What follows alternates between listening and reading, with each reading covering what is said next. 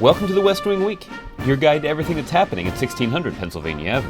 This week, the president pressed for support of advanced manufacturing, held a series of live from the White House interviews with local television anchors, pressed China to protect American workers against unfair trade practices, hosted Prime Minister David Cameron for an official state visit and a trip to an NCAA basketball game, and spoke on energy and job creation in Maryland. That's March 9th to March 15th, or leveling the playing field. The week kicked off with a trip to the Rolls-Royce Crosspoint facility outside Richmond, Virginia, where high-tech aircraft engine components are engineered and produced. The president got a tour of the plant and announced a new proposal for a national network of manufacturing innovation hubs. Rolls-Royce is choosing to invest in America. You're creating jobs here, manufacturing components for jet engines, for planes that we're going to send all around the world, stamped with three proud words, made in America.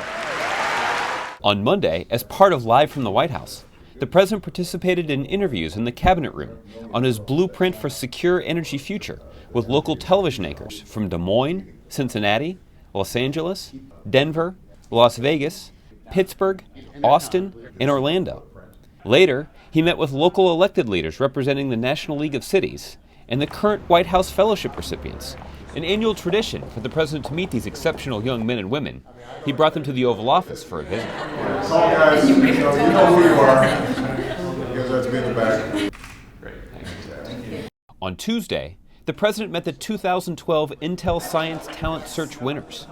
And then, as spring weather arrived in Washington, D.C., delivered the first outdoor statement of the year in the resplendent Rose Garden, announcing new efforts to enforce our trade agreements with China and level the playing field for America's businesses and workers.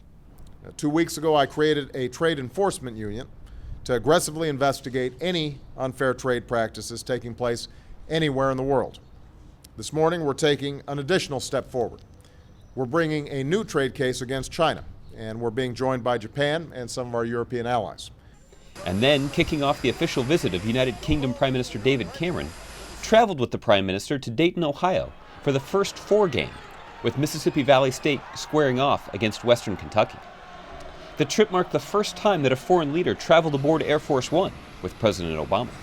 On Wednesday, the President and First Lady welcomed Prime Minister Cameron and his wife, Samantha Cameron, with a formal arrival ceremony and state dinner. The visit highlights the special and essential friendship and partnership with the government and people of the United Kingdom, a NATO ally and our closest partner in the world. They had the opportunity to consult on a wide range of important issues, including Iran, Syria, and Afghanistan, where our troops are fighting side by side, as well as the G8 and NATO summits that are scheduled for May. On Thursday, the president traveled to Largo, Maryland, to speak to the students and faculty at Prince George's Community College on ways to spur American jobs and competitiveness while taking control of our energy future. We can't allow ourselves to be held hostage to events on the other side of the globe. America controls its own destiny. We're not dependent on somebody else.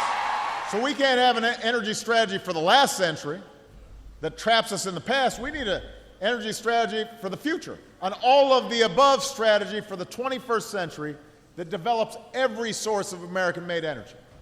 To find out more information on any of these topics, or to see complete videos of these events, go to whitehouse.gov. And thanks again for checking out your West Wing Week. I'm going to get a couple of full slabs. Where are the sides? Coleslaw and beans. Hot sauce. It's got to be hot. All right, that it? That's it.